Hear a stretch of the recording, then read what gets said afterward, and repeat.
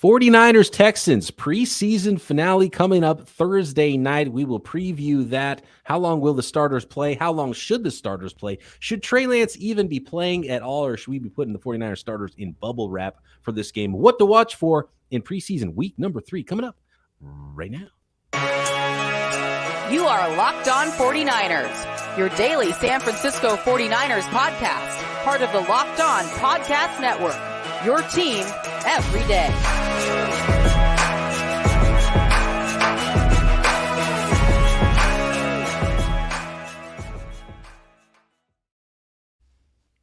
Welcome to Locked On 49ers. Brian Peacock and Eric Crocker with you at BD Peacock, at Eric_Crocker on Twitter. Thanks for making us your first listen every day here on the Locked On Podcast Network, your team every day. It's what we do here on Locked On. This episode brought to you by Brightco Jewelry and Watch Insurance. Brightco brings you comprehensive, fast, and affordable jewelry insurance for as low as $5 per month. Check out your special offer for Locked On listeners and get covered in under 2 minutes at Brightco/Locked On. That's Brightco/Locked On.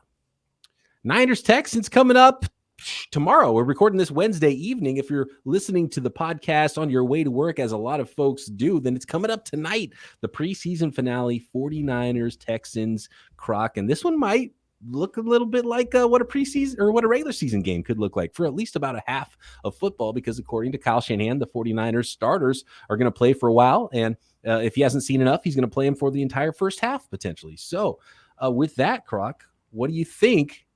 How long do you think the 49ers should be playing their starters? And should Trey Lance be playing at all? Well, definitely Trey Lance should be playing.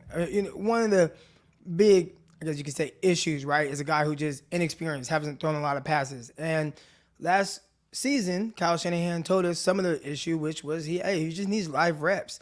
And if you don't play him in the preseason game and you're just going to throw him in the regular season and just say, all right, we're going to throw you in the deep end now, you're either going to sink or swim, I think right now would be a good job to just allow him to get a semi-tune up and potentially get ready for what it might look like come regular season.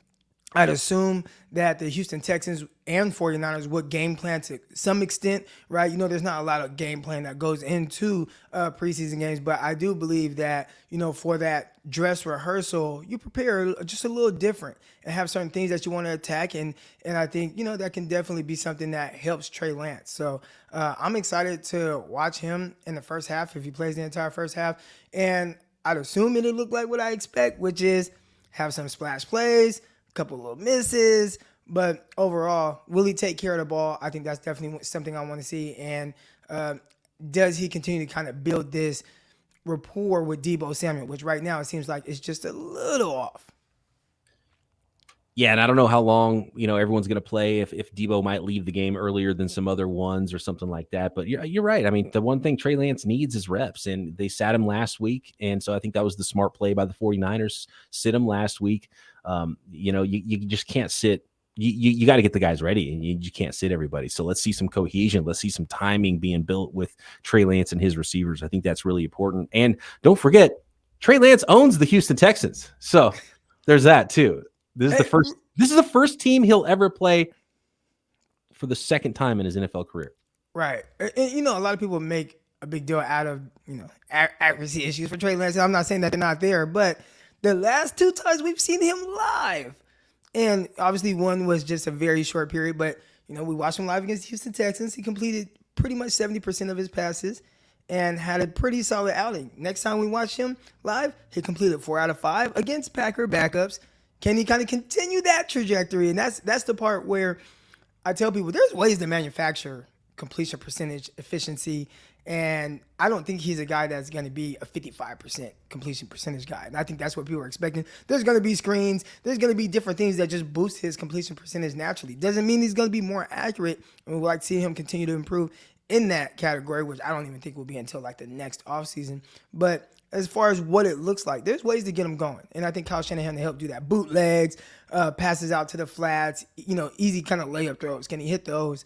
And, generate some splash plays off of it as well. But last 2 outings have been solid. Can he have another solid one against the Houston Texans? And I mean, and Kyle did him a little favor, right? Got and usually they don't do a lot of this in the preseason, but Kyle Shanahan put his tight end in motion, put him out wide. So he got the tight end, Tyler Kroft, I believe it was, who was in motion against the Packers, had him out wide. So the corner was covering him, and then got his 4-3 rookie burner in Danny Gray one-on-one with safety. So just a little wrinkle, it's not a big thing, but he manufactured a nice little look there for his quarterback and his rookie wide receiver. So maybe we'll see a little bit of that, get some confidence going. But is there something like specifically you're looking for from him? Because obviously, just a broad perspective. So look solid, look good. But yeah, is there a certain aspect of his game where what, I just want to see this? Like for me, it's, I touched on certain things, but does he continue to look composed? Because that's been one of the best traits I've seen so far. It doesn't look too big for him. He looks very composed. I think he's done a terrific job with knowing where to go with the ball. Now, again, delivering it accurately, that's the next step, which, again, I continue to say, I don't think that's going to be part of his development this year. I think that's going to be an offseason type thing. But does he continue that? Look comfortable, know where to go with the ball, not put the ball in harm's way, those type of things. Yeah, that's really important. The accuracy stuff is just like be generally accurate. You don't have to be, pinpoint prime Drew Brees, Peyton Manning, any of those things. You just have to be not a disaster, really. Just like not miss guys so much where you're throwing interceptions, throwing high to where balls are getting picked off and you're turning the ball over and you're really making it hard or impossible in some ways for your team to win. Because you mentioned it, I've already seen a lot of what I need to see from Trey Lance for what kind of a person he is and what kind of demeanor he has. And even as a young guy who's played as little of football as he has, he's passed all those tests and it hasn't looked too fast for him or too big for him. And I think that is really key. So they can manufacture him some looks, some short stuff. Make sure you take the short stuff when it's there, get the ball out quicker. Timing. I mean, to me, it's all about timing, not only just with Trey Lance getting the ball out quick. You got to get that time to throw closer to 2.5 instead of 3.5 seconds or whatever it was last year. Is one of the slowest in the NFL. So get the ball out quicker, know where your reads are, trust it, and let it rip. And so those are the things I'm looking for with Trey Lance, is the timing, and the timing also with his receivers. Are they on the same page? Growing with Debo. It looks like he already has it a little bit with Ayuk. We've seen a lot of targets for George Kittle in practice, and some like deeper throws, some slot fades, some tight end Y fades and things like that. So I'm looking for that kind of a thing, just timing, and it doesn't have to be pinpoint accurate, but put it on guys somewhere where you're not turning the ball over. But if he just can't find it and can't throw and is missing guys and it's leading to turnovers, that would be really the worrisome trait for Trey Lance this year. Right. And again, that's something that we haven't necessarily seen that. Right. Like even in the Arizona game when he threw the interception, it wasn't like he was like, oh my gosh, what do I do? Matter of fact, I was like, dude, why didn't you take off? Right. But he stepped up and just overthrew a pass. And I just think I think that's something that we're going to have to deal with. And I've accepted that. Right. I've accepted that. It's almost like, a quarterback. I'm trying to stay away from Jimmy Garoppolo, using him as an example. But at some point, you understood Jimmy is what he is. So not seeing the deep ball, right? It's like, hey, Jimmy, you work this area well. That's fine. If you're not going to throw the ball downfield, it's okay, because we are still able to win with where you are really good, which is over the middle, throwing those passes, hitting guys in stride, run after catch, and the 49ers offense still generates explosive plays, right? But you accept where it's like, okay, Jimmy's not going to do this. And I think with Trey Lance is something similar, where maybe he will generate more explosive plays, but he is going to be a little off, like here and there. And I've just accepted that's where he's at this point in his development. Yeah, and that's okay. And that's fine. He's got many, many years to continue to hone in on all the finer points of playing quarterback. Hold on, real quick. Yeah. That's it, right? It's not a 1-year process. And I think everybody wants everything right now, right? And when it comes to development, it looks different for a lot of guys. I think the biggest thing is just seeing from year to year, does he improve on that? Not so much 100% where he's at. Obviously, you want to know where he's at now. But if he's not extremely accurate right now, is it the end of the world? I'd say no, because we knew, or at least I knew, like this was going to be part of the process. But it is moving forward, like next year, the year after that. How does he continue to progress in that department? And for some guys, they never do get better. And then that's when it's like, okay, well, it's kind of an issue, right? And that was one of the worries with Jimmy Garoppolo because he didn't really improve from when he first showed up. I was trying to stay away from Jimmy G. And I know you got to say it, but that was the most recent. It's the obvious comparison. And because Trey Lance gets compared so much to like Josh Allen because he's got all this big talent and Josh Allen improved so much. And if Trey Lance comes back this year and looks a lot like he did last year, then comes back next year and looks a lot like he did the same, then that would be a worry. Like he does need to improve. There's things that he needs to improve on. There's things that he needs to grow because he's been he's a neophyte really as far as quarterbacks go because he's played so little and attempted so many passes. So that's why he has to play in this game. He has to continue to play, get those reps, building blocks, build that foundation here in year one. Can the 49ers win with that? I think that's the question. Yes, they can. All right. Yeah. They absolutely can. They can, because his big playability makes it so they can win much like they did with Jimmy Garoppolo, even if he's not driving the bus. It'll just look different. It'll look different, right? Yeah, it'll look different. I'm excited, and I don't know exactly how it's going to look. It's going to be different, but how different? I don't know yet. And that's the excitement of all this. We really don't know, and we'll see a little glimpse of it here this week, and we'll really find out in the regular season when we see game after game after game. And I do have to caution fans, chill out. There's going to be downs, but there's going to be ups too. So if he has a bad game, that doesn't mean he's a bust. That doesn't mean anything. If he has a great game, that doesn't mean he's the next great quarterback of all time. Let's see a whole season, then we'll look back on it. I know it's hard. I know it's difficult. It's going to be difficult this week, and we'll be the voice of reason. We'll try to. We'll try to when we go live after the game Thursday night, and hopefully be the voice of reason no matter what the outcome is against the Houston Texans. Nah, he'll definitely be the greatest quarterback ever. All right. More of what we want to see Thursday night, preseason finale, regular season tune-up for the San Francisco 49ers against the Texans coming up here. But I want to tell you folks about Brightco. Here's the lesson. You don't want to be that guy, and you certainly don't want it to be splattered all over the internet. You don't want to become famous for the wrong reasons, like some of the videos we watched today at Brightco. The guys at Brightco Jewelry Insurance will make sure you get a replacement for the full value of that ring, no matter if it's lost, stolen, you just can't figure out what happened to it. Go to Brightco.com/locked on.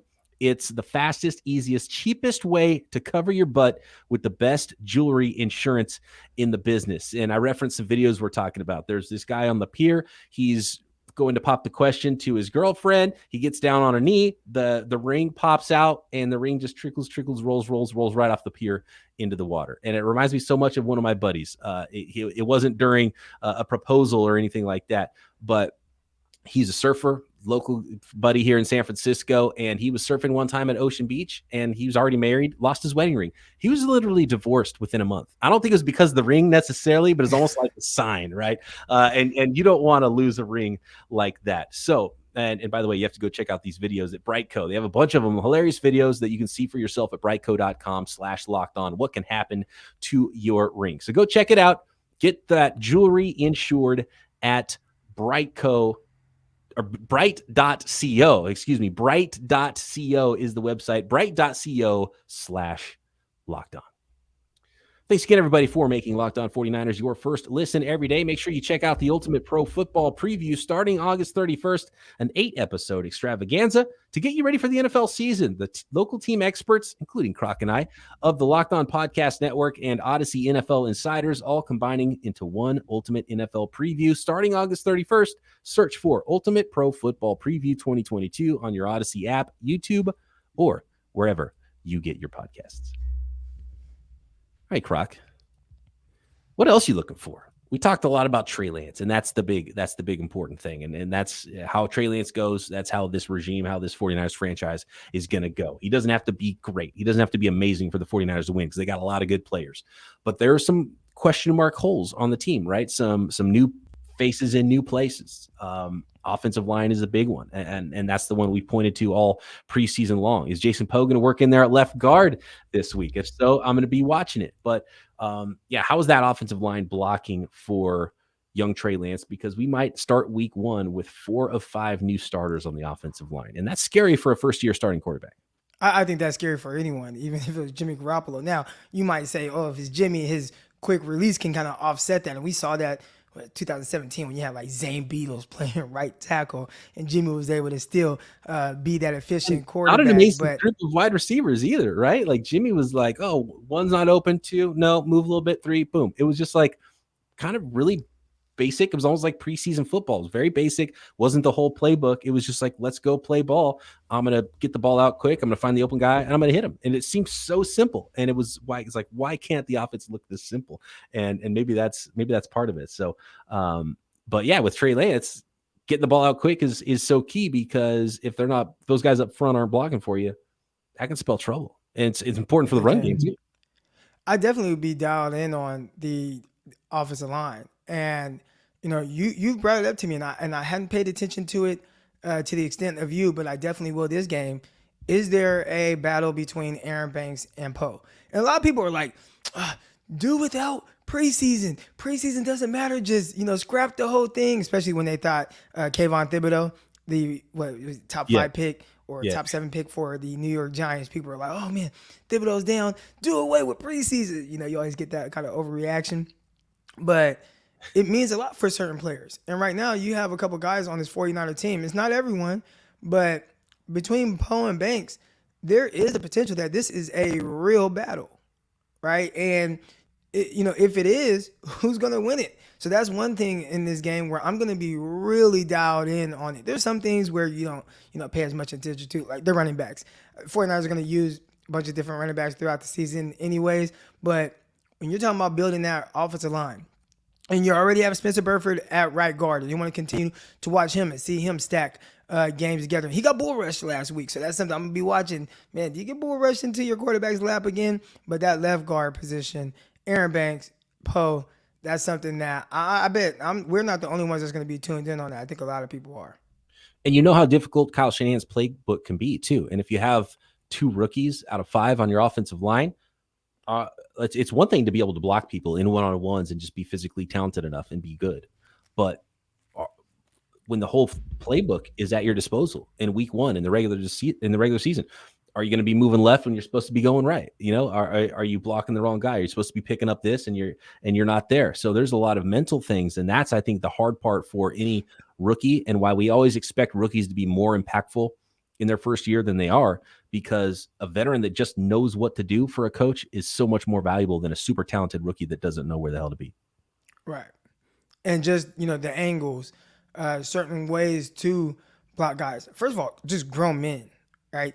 And I think that's the part we forget. And I remember back, when I was 21, 22 years old, we're talking about 13, dang near 14 years ago. Man, I was so young. I wasn't very strong.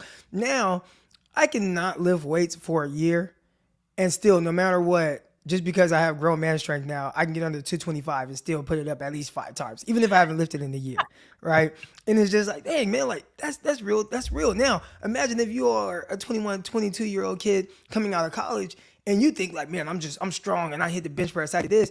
And then you come across some heavy-handed grown man who has 4 kids at home and he's playing to feed his family and he's 34 years old or whatever. And he just starts to put his hands on you and you just feel all that grown man strength, There's a difference there, and there's an adjustment that needs to be had there. And there's a difference between fourth quarter preseason, week 2, dad strength, and starter week 3 preseason tune-up dad strength. So that's what I want to see. That's why I kind of want to see some of these guys filter in. I want to see, because he's been so good. And I want to see if that can continue when he ups the talent level, when he's playing against another NFL team's starters in week 1. So I want to see Jason Poe in there against the opposing ones. I want to see Jordan Mason in the first half of the game. I want to see what that looks like, because I don't think they'll do this because it'll look like a demotion if all of a sudden they put Jordan Mason in and let him roam with the ones a little bit just to see, and then they have Trey Sermon coming in later in the game. It'll look like, oh, well, Trey Sermon lost his job. So I don't know if they'll do it like that, but it would be pretty telling if all of a sudden Jordan Mason is averaging 1.5 yards per carry when he's in the first half, and then Trey Sermon is going off against the scrubs on the Texans in the second half. Have you seen Trey Sermon's stat line during the preseason so far? I know it's under 2 yards per carry. It's 10 carries for 19 yards. Now, listen, I get it. Maybe there's just a lot of bad luck there. And he's not playing with like legit these starting guys out there. and there's no Kyle Juszczyk, there's no George Kittle. I know that helps, right? But it is still a little weird because, we talk about all these other guys and it's like, well, you're not playing against, starters or whatever. Well, he's not really playing against starters either. The Packers did not play their starting defensive line. I'd assume that the Vikings didn't play there wasn't Danielle Hunter and those guys out there. So well, you're not playing against starters. And I get it. You don't have like your full, weaponry when it comes to the offensive line at your disposal there, but I guess it's not nothing, and I don't want to make a huge deal out of it, but 10 carries, 19 yards when there were already a lot of question marks about you coming in, I think that's definitely something to watch. Does he just look better? But right now, it looks like it's Jeff Wilson that's actually going to get the start at running back with Elijah Mitchell still sitting out, who's reportedly going to be available come week 1. But so Trey Sermon, he will have an opportunity where it's like, okay, I don't have to be the lead guy. Maybe he can come in a little bit later, and then we just see a better version of what we've seen from him so far. Let's say it's more of the same. Is he a potential cut candidate? Yes, absolutely. I think it's wide open. After Elijah Mitchell, it's wide open. I wouldn't be shocked at all of any of the other 4 running backs if they got cut or traded, and especially traded. I'm sure the 49ers are trying to do that because the 49ers know they can't keep them all. Someone's going to come up hurt and go on the on IR or something like that. I could totally see that happen because you can have IR to return. You can return multiple times from IR. So maybe that's what ends up happening, and that's how the 49ers stash a guy and don't have to cut somebody. But at this point, it's going to be very difficult to cut Jordan Mason if he looks again in week 3 of the preseason like he has so far. Croc, we got to talk about the defensive side of the ball, right? What are we looking for on defense, especially some of those defensive backs, which I know you are always watching very closely. As you gear up for fall, though, Croc, you might need to hire the right people for Frontline Sports, your new gym. Congratulations on your new gym, by the way. Things look amazing. And if you're trying to find the right people for your team, for your small business to fire on all cylinders, LinkedIn Jobs is here to make it easier to find the people you want to talk to faster and for free. Create a job post in minutes on LinkedIn Jobs to reach your network and beyond to the world's largest professional network of over 810 million people. Everybody's on LinkedIn. That's just the way it is. And then you can add your job to the purple hiring frame to your LinkedIn profile to spread the word so they know you're hiring, and the folks in your network that are looking for those jobs can help you find the right people to eventually hire. Simple tools like screening questions make it easy to focus on candidates with just the right skills and experience so you can quickly prioritize who you'd like to interview and hire. It's why small businesses rate LinkedIn Jobs #1 in delivering quality hires versus the leading competitors. LinkedIn Jobs helps you find the candidates you want to talk to faster. Did you know every week nearly 40 million job seekers visit LinkedIn? Post your job for free at linkedin.com/LockedOnNFL. That's linkedin.com/LockedOnNFL to post your job for free. Terms and conditions apply. The good news about this tune-up, Croc, in week 3 of the preseason is that not only are the 49ers playing their starters for most or all of the first half, the Houston Texans are as well. Here's a note from Houston Texans head coach Lovie Smith. He said, as far as playing time for them, we're going to play the guys a lot more this week. This is the game we kind of been shooting for to play the guys. I'm not going to say exactly how long right now, but a lot more. You've got to keep in mind that we haven't played our entire offense together. We've had 2-3 linemen out, tight end not in there, running back wasn't in there this week, wide receiver wasn't in there. I wouldn't put too much into Brandon Cooks. The great Brandon Cooks and rookie Damian Pierce, who looks like he's going to be running back 1. He's being treated that way already, but he is going to be in this game as well against the 49ers linebackers. That might not go great for him. We like what we're getting in practice. Those guys are healthy. We'll be ready to go when we need them to go. So, and they've already been playing their starters some too. So if they're playing them a lot more, it sounds like at least a half there. So I think we're going to get a full half of legitimate ones-on-ones for the most part football this week. So that's a lot of fun.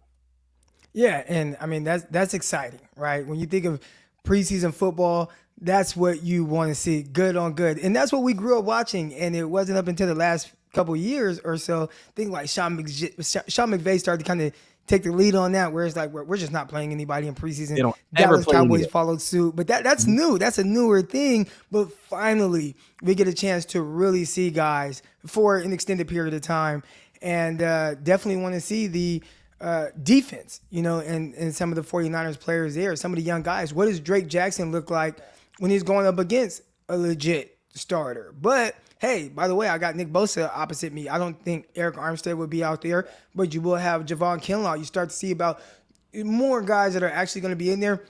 Hey, what's the defensive line rotation going to look like?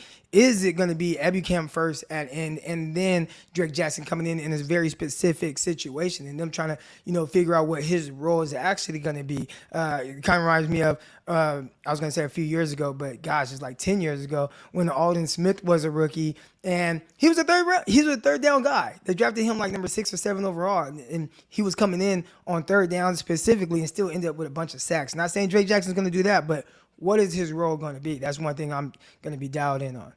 Yeah, and actually, to be honest with you, if there is somebody that shouldn't be playing in this game, Trey Lance needs a bunch of reps. Play the guy. Don't get him hurt. Don't be calling quarterback runs or anything like that. I don't want to see any wide back from Deebo Samuel. I wouldn't be shocked if they kind of show a little something just to try to work on some things, but I think that's mostly for practice and walkthroughs with the fun stuff. I don't think we're going to see a lot of that, but I don't want to see my quarterback getting hit, right? So he better be running out of bounds. Trey Lance better be sliding. And on the defensive side of the ball, do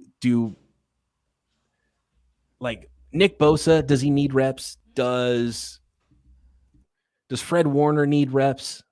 Maybe if there is somebody to bubble wrap, those would be the guys to bubble wrap. So, Trent Williams, maybe I could see. I mean, the offensive line, I kind of want to see some cohesion, so I wouldn't mind seeing Trent for a little while. But Bosa, you could sit him.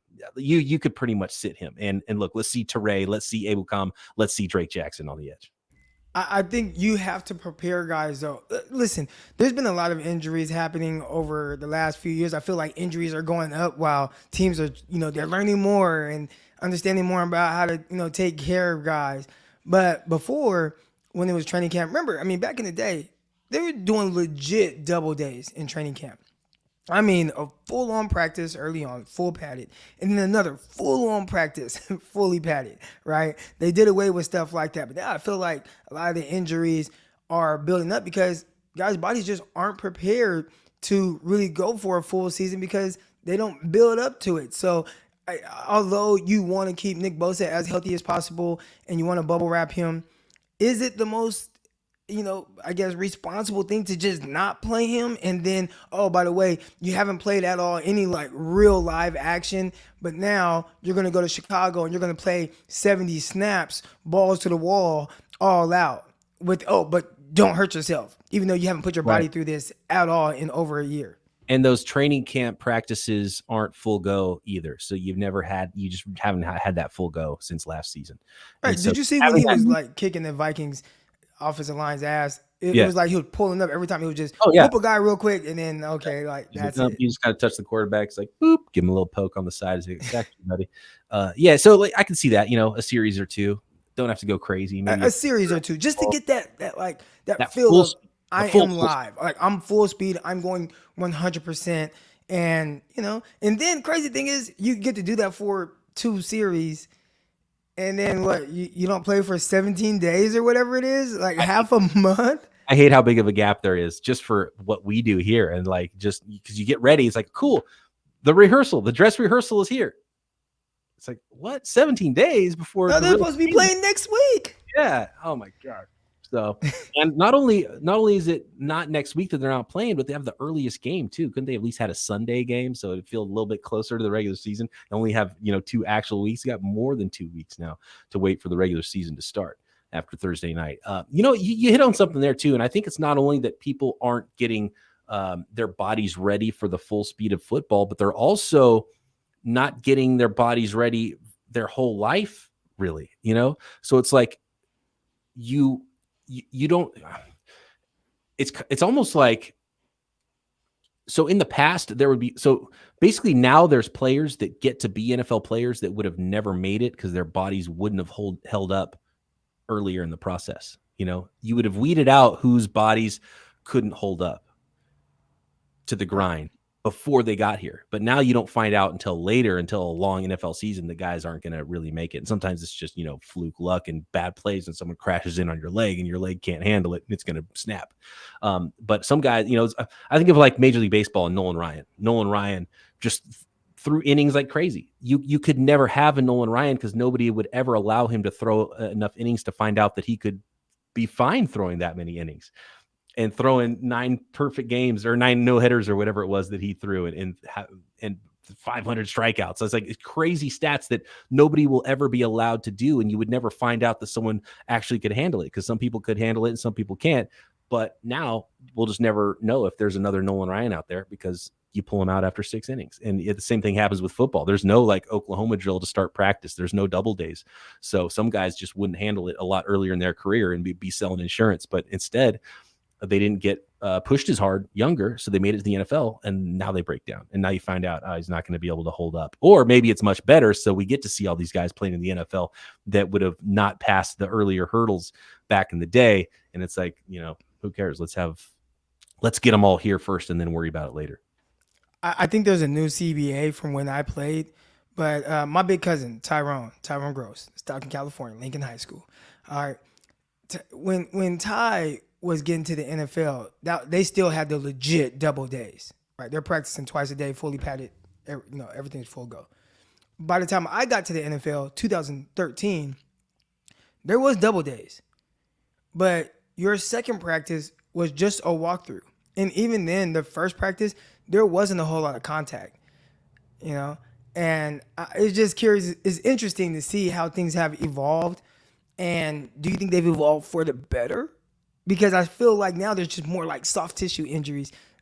I feel like we didn't hear as much about this stuff. And maybe it's just because things are just more reported now, right? I mean, listen, they're keeping track of passing attempts and completions in practice now. So maybe it's just the extent of how things are reported. But back in the day, I feel like there weren't a ton of hamstrings. 49ers right now, at one point this offseason, had 2 cornerbacks and a safety. I mean, just those guys alone, 3 of your 4 starting secondary guys out with, soft tissue injuries. There's something to it, yeah. And I think they're still trying to figure out exactly the balance. Is there, and we hear this sometimes where, a kid, and there's like this kid that's like really smart, right? But then the parents like, man, the kid's too smart for their own good, right? It's like now you just think you know everything. And is there like too much information out there to now people are kind of overthinking the process of a lot of this stuff? I'm pretty sure there's going to be or you get a kinesiology major or, a physical therapy. They go like, Croc, you're dead wrong. You're an idiot. I apologize. It's just, I'm just trying to make sense of it. And you're welcome to come on the show so we can talk about it live. For the smarter folks out there that have read the research or are in the industry, let us know at BD Peacock, at Eric_Crocker. What does the research say about sports injuries? Are we just allowing people to play past their limits now because we're not stressing them out enough younger? Are we creating softer athletes, or are we on the right path? Are we on the right path? There are some things that make a lot of sense, that like second impact syndrome. I remember learning that right in college, and it's like, you take a hit, the brain stuff. And you take a hit, and you start seeing the stars and the birdies and all that, and essentially you're concussed but don't know it, and then you take another huge hit, like you can die. Right, so I mean that's different than what we're talking about here. Mm-hmm. So there are things that I get, like they've advanced with, kind of medical staffs and things like that. They understand more. There's more studies out there for things like that. But gosh, I mean, I feel like there's more training going on. Maybe it's not proper training. I don't know. So this is the last chance for guys to make an impact. I'm going to be watching on defense. We kind of got derailed there. Marcelino McCrary Ball. Can he make the roster? Like, can the Niners could they have a deep roster? Can they take like 3 undrafted free agents plus Mr. Irrelevant on the big club and make the final 53? I don't think they can. So there's some guys battling for it. So I'm going to be watching some of those battles in the second half, as well as the starters if they play most of the first half. Drake Jackson, you nailed it, was a good one earlier. Those are 2 really big ones that I'll be watching. In the secondary, though, Samuel Womack is a good one, right? Well, I'd say because it seems like he's slotted. I guess he's almost like, he's won his job. Just get him some reps and get him ready to play because he's got to start. So, and they treated him almost like a legit starter in the Vikings game. Mm-hmm. I'd say my question for you is one guy, just surprise cut, where nobody's really viewing this guy as a cut candidate, but the 49ers say, we're going to go a different direction here. Can't use Trey Sermon. Yeah, Trey Sermon's that's too easy almost. But it would still be surprising, but not surprising. It'd be surprising that he was a third rounder last year and he'd already gone. How about what about we'll go around earlier? What about Aaron Banks? If he doesn't earn a starting job, could he be Laken Tomlinson Jr., right? Where Laken Tomlinson, he was a guard for the Detroit Lions. He was a first-round pick. They said, he just can't do it. They traded him to the 49ers, right? Then he was good. I mean, he was really good for the 49ers. Yeah, it's so but weird. Maybe a situation like that with Aaron Banks where it's just not a fit, so we have to part ways. Mm-hmm. I'm not seeing that yet, though. I mean, are you seeing that? Like, to me, he looks solid. He looks better than he did last year. He doesn't. I think he's a backup caliber player, though. I just think that's what he's probably going to be. Maybe he'll continue to grow and get better, and you can't really put that on guys because you never know what they're going to end up. But I'm watching him like from the last game because Jason Poe's playing left guard, and he comes out, and he's so good at pulling. And, I mean, he's just really good at that anyway. But he comes out around the corner. He's got speed. He hits where he needs to and impacts the defender and blocks him, pancakes him, whatever. You know, he's just quick and fluid in motion.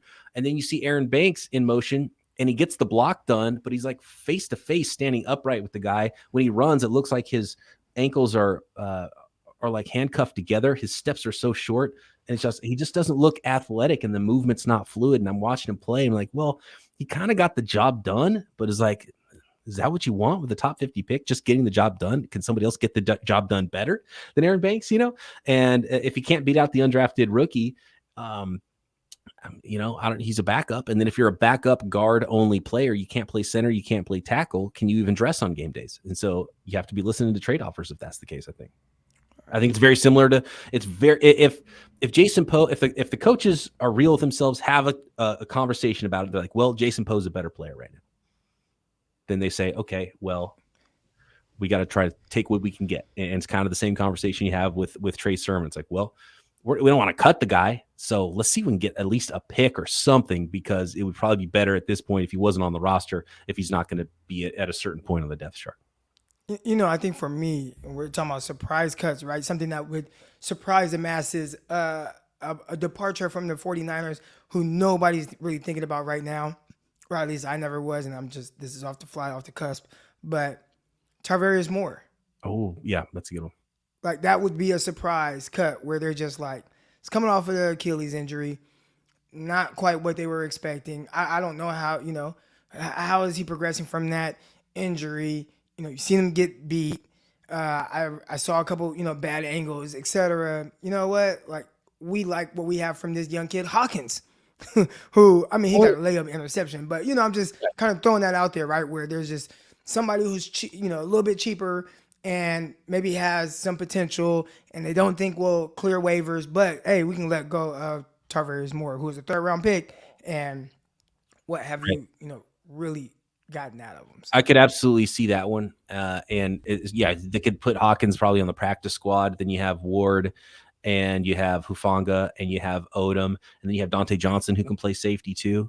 So, right. You would still have enough depth there if you did cut. And then they I think it's pretty interesting that they signed Tayshaun Gibson, is a 10-year NFL veteran. They didn't sign some guy who's going to compete for the just practice. A camp body. Yeah, they didn't sign a camp body or a young guy with upside or something. Like I was talking about Jamar Johnson, who the Broncos surprisingly cut, because I liked him coming out of the draft, and I thought he was kind of a similar player to Jimmy Ward, maybe not as fast, but he's a guy who could play deep safety, who could man up a little bit, sort of a tweener kind of a guy. And he was blocked because they have a lot of talent at safety with the Broncos. I thought a player like that you're trying to develop long-term maybe, but they went and brought a 10-year veteran in. So that's telling me either bad news for Ward or bad news for Moore, probably. There we go. How about it? Makes sense to this. I'm gonna come up with the biggest shocker now to end this, Croc. What about Juwan Jennings? Oh, before I said Moore, Juwan Jennings kind of popped in my head. I just don't see it. But yeah, again, that would make it a surprise. That would make it a shock, because I don't see it either. I don't think it's going to happen. And I think he's more of a gamer. Like, all of a sudden you'll see him week 4 and be like, oh yeah, there's Juwan Jennings. But we really haven't seen it. To catch. All of a sudden he's creating separation at the top of routes. Yeah, and like bodying guys at the catch point, bringing the ball in, blocking dudes. And so then Twitter's going to come for you. You said he was going to get cut. Yeah, I don't think he is going to get cut, but that would be a shocker. Here's the opposite, though. What if they actually start to use him more like a tight end, and they only keep 2 tight ends, and they keep Juwan Jennings instead, and you have Juszczyk, You have Poe on the roster who makes the roster. Maybe he's not starting, but you can use him as a move guy because he's so athletic. And maybe your third tight end is just a group of players that aren't necessarily tight ends that can do that job behind, George Kittle and Charlie Warner or something like that. Well, that wouldn't be a surprise. That wouldn't be a surprise to you or anyone who's been listening to Locked On 49ers, because you've been saying essentially you feel like he's a move tight end. That's how they treat him a lot of times. And maybe it's time. Who knows? Maybe if they look at it realistically and they're like, well, we like Malik Turner and we like Danny Gray. And when Ray McLeod in the slot, when we're going 3 wide, maybe we should make it official and just say, hey, dude, keep lifting. Here's an extra protein shake every day, right? Let's get you to 230 instead of 220 or whatever he is right now. Right. Hey, I did hear George Kittle say he's 245, which obviously is a lot heavier than 230 and probably a lot heavier than whatever Juwan Jennings is right now. But it's not like, he's just this huge tight end, especially with how he blocks. Said he was 245. He's not huge, no, but that's a pretty good size. I mean, 245 is a nice solid size, especially these days where guys are getting lighter at every position. Guys are getting lighter, so yeah. Maybe that makes it, because in my head, when you think tight end, 245. Now, Kyle Pitts, right? Kyle Pitts 6'6", so he's like 2 inches taller than Kittle, and they weigh the same amount, but he's still slender. But he's really a receiver. Like, I don't know. Yeah. Have you watched his usage? He's a receiver. Yeah. But he's a scary receiver at that. Like he's a legitimate, he's a wide receiver 1. That team's interesting because then they got Brian Edwards too. They're like a bunch of power forwards out there. Yeah, Drake London. Yeah, Drake London. They're just going to be chucking it up to these dudes. So good for your fantasy teams. I don't know if they're going to actually win a lot of games there because their defense is looking pretty bad in Atlanta. But quarterback's not that bad. Mariota looks solid. And I like Ritter too.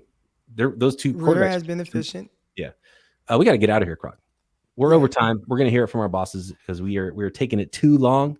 Croc and I, though, back tomorrow post game. We're going to go live after the game. So tune in here to Locked On 49ers, and maybe we'll have a better idea about who some of those cuts will be next week. And, of course, we'll have you covered every step of the way right here, Locked On 49ers.